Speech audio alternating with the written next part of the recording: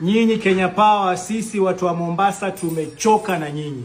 Kila kukicha munazima stima, si mchana si usiku, stima hakuna. Watu wanalipa bili kila mwezi, kila token watu wanajaza, lakini hakuna stima. Haja gani ya kuwa na Kenya Power when they are doing absolutely nothing? Hapa Mombasa angalia, vyakula vinaharibika, mafriji hakuna, watoto wanataka kusoma, mitihani hakuna stima. This Kenya Power is the most incompetent parastatal in this country. Na wamezoea hapa Mombasa, wanakata stima kila kukicha. Hatuna raha, mwezi mtukufu wa Ramadhani, ibada ni usiku, hatuwezi kufanya ibada. Kisa na sababu, tuko na Kenya Power ambayo iko na monopoly na wameshindwa kufanya kazi.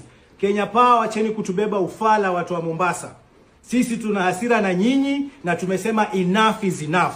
Wakati umefika sasa sisi kuchukua hatua. Manake kila kukicha mnatuzoea, mnakata stima. Hatuna raha kabisa katika majumba yetu. Wacheni mchezo nyinyi.